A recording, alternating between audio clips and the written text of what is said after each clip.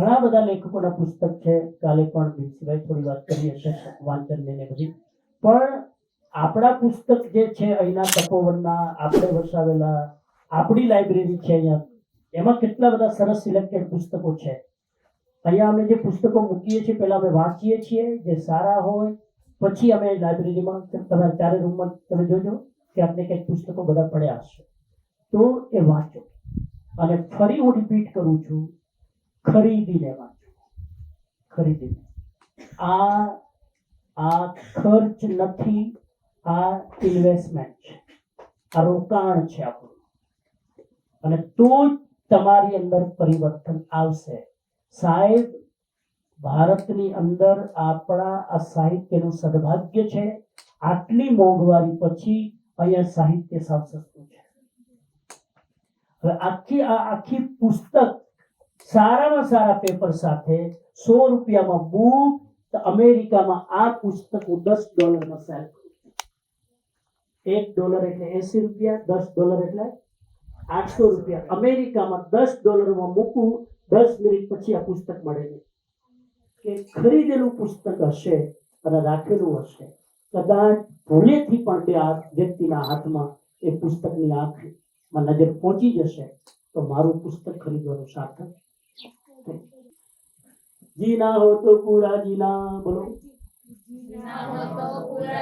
मरना हो तो पूरा मरना, बहुत बड़ा अभिशाप जगत में, आधा जीना आधा मरना. જે કઈ કરો પૂરું કરો ને. હવે આમાં અડધું મૂકી દીધું વાસી 100 પાના, 112 પાનાનું પુસ્તક. આ મારું લખેલું છે એટલે આગ્રહ નથી કરતો, મને ખબર નથી. આ મારું પહેલા નંબરનું પુસ્તક છે. આ ભાગ નથી, પુસ્તકના વિભાગ નથી. આ મારી લેખન યાત્રાના નંબર છે. પહેલા મેં આ લખ્યું, પછી આ લખ્યું. બે પુસ્તક વચ્ચે લિંક નથી. એટલે પહેલું લખેલું પુસ્તક છે. 2 લાખથી વધારે લોકો સુધી આ પહોંચે છે. એના રિવ્યુ તમે વાંચો ત્યારે મને ખબર પડી, ઓ ભૂલથી મારાથી સારું લખાય. આપણે લખી નાખીએ ત્યારે લખી જ નાખીએ, જે વાંચીને લોકો કહો. એટલે પછી મેં, તમે નહીં માનો, જરા 10 વ્યક્તિ હારા રિવ્યુ આપે પછી મેં મારું પુસ્તક મેં વાંચ્યું. ઓહો, આવું હું લખ્યું. અને આખું પુસ્તક વાંચ્યા પછી મને ખબર પડી હું કામ લોકો આ વસાવે છે. આમાં નાના નાના દ્રષ્ટાંત વાંચ્યા, સાવ નાના નાના 15 લાઈનના દ્રષ્ટાંત. આમ સ્ટોરી લાંબી હોય તો આપણું ફોકસ ના રહે. ઘણી વાર સ્ટોરી એટલી લાંબી હોય તમને આમ લઈને ફેરવે, આપણે ક્યાં મૂકવાનું બાપા. આ તો તમે વાંચવાનું શરૂ કરે એટલે દ્રષ્ટાંત પૂરું થઈ જાય. એટલું સરસ નાનું દ્રષ્ટાંત. આમાં લગભગ 200 દ્રષ્ટાંત છે. આખું પુસ્તક મેં જયારે લખી ત્યારે ખબર નથી કે લખાઈ ગયા. ત્યારે તો ફ્લો ચાલતો તો સરસ્વતી કૃપા લખાઈ. પણ આ પુસ્તકથી મારી સંસ્થા ચાલે છે. પુસ્તક એટલા લોકો ગુજરાતીમાં છે, હિન્દીમાં છે, ઇંગ્લિશમાં છે, મરાઠીમાં છે, કન્નડમાં છે. 5 ભાષામાં પુસ્તક છે. અને આ પુસ્તક 2 મહિના પછી જાપાનીઝમાં આવવાનું છે. જે અહીંયા કેન્ટરો આવ્યો તો ને, એનું ટ્રાન્સલેશન કરી રહ્યો છે. કે હું જઈશ સપ્ટેમ્બરમાં ત્યારે મારા હાથે પુસ્તકનું જાપાનીઝ પુસ્તકમાં વિમોચન થવાનું છે. કેમ કે એને ઇંગ્લિશમાં વાંચ્યું તે નહીં ગયું. તો આપણે એવું કંઈક એજન્ડા કરીએ. કોઈ પ્રેશર તો છે જ નહીં, વાલીને પ્રેશર કરાય જ નહીં. પણ નેક્સ્ટ શિબિર પહેલા વાંચી લેશો. એટલે એક જ નથી વાંચવાનું, હતું લિસ્ટ આવે એટલે પણ શરૂઆત બરાબર.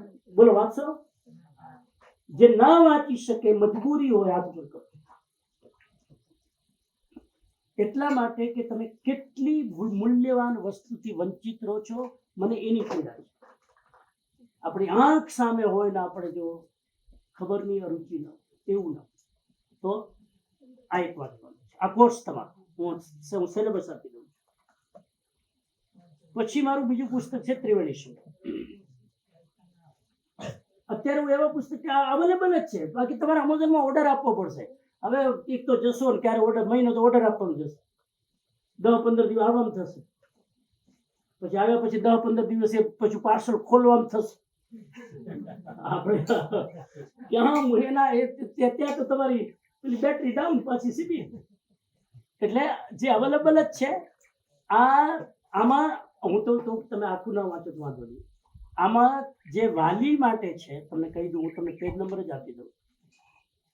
વાલી આમાં અનુક્રમમાં તમે જોજો 3 વિભાગ છે. પહેલા ચેપ્ટર બાળકો માટે છે, બીજા ટીચર, ત્રીજા 96 to 130, એટલે કે 35 પાના જ વાંચવાના છે.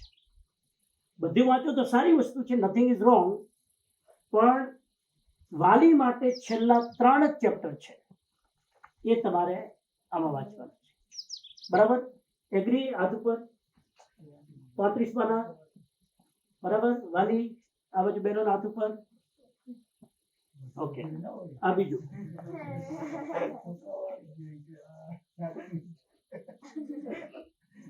આજુ કેમાં આવી જશે? આ એમાં આવી જશે. નાની વાળી.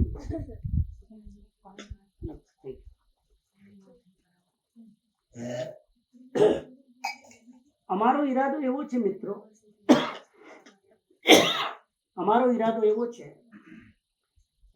કે 1 મહિનામાં એક પુસ્તક વંચાય. કઈ 500 પાના તો છે નહીં, 100 પાના, 110 પાના. 1 મહિનામાં એક પુસ્તક વંચાઈ જવું જોઈએ, એટલી આપણી ધગશ હોવી જોઈએ. કેમ કે એટલું બધું સાહિત્ય, એટલું બધું આપણે કરવાનું છે.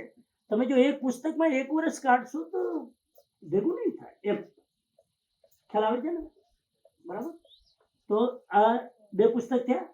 આ 3જું પુસ્તક છે મારું, જીવનમાં શું ખૂટે છે. જીવનમાં શું ખૂટે છે. કોપીઓ બહુ અવેલેબલ નથી, પણ હમણાં અભાવનીથી હવે જેટલી હતી બધી લઈને આવ્યો છું કે જેથી તમારા માટે વાત કરી શકું. આ પુસ્તક આખું લાઈફનું મેનેજમેન્ટ ઉપર છે. બેસ્ટ પુસ્તક છે. ઘરેશ્વર પછી આની અંદર ખાલી 6 જ ચેપ્ટર આપેલા છે અને આ 6 ચેપ્ટર 6 દિવસમાં વંચાય. એક ચેપ્ટર 1 દિવસ. હા, આમાં health management, anger management, time management, stress management, relation management and life management, 6 chapter આની અંદર છે. હું ઈચ્છું છું કે બાળકો પણ આ વાંચે, કેમ કે મેનેજમેન્ટને લગતું છે, લાઈફ મેનેજમેન્ટ. પણ પેરેન્ટ્સ પેલા 3 પુસ્તકો તમારે આવતી શિબિરમાં 3 મહિના 4 મહિના, જ્યારે કેમ કે કીધું એક પુસ્તક 1 મહિનામાં, 3 મહિનામાં 3 વાંચવાના છે. અને આમાં તો ખાલી 35 પાના જ છે. આખું વાંચો તો વધારે સારું. આમાં કોઈ તકલીફ વાંચવામાં, અમે જે કીધું એટલું હોમવર્ક કરવામાં કોઈને તકલીફ હોય તો અત્યારે બોલો.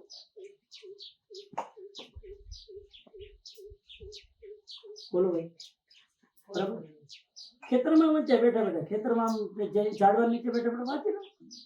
પુસ્તક હંમેશા આપણી બેગમાં ભેગું જ રાખવાનું. ટ્રાવેલિંગ કરો ક્યાંક પુસ્તક ભેગું જ રાખવાનું. મારી બેગમાં 2-4 પુસ્તકો હોય જ બીજા લેખકના. જ્યારે હું ટ્રાવેલ કરું, ટ્રેનમાં બેસું, મારું વાંચન ચાલુ જ હોય. એટલે આ વાંચવાનું, પુસ્તક સાથે રાખવાનું ટેવ પાડો. તમે માન લો કે વાડીએ ગયા, ખેતરમાં ગયા કે ટ્રાવેલ કરો છો, પર્સમાં પુસ્તક પહેલા મૂકી દેવાનું. રાતના જ્યાં પણ તમે, રાતના તો સુવો તો ખરા કોઈના ઘરે,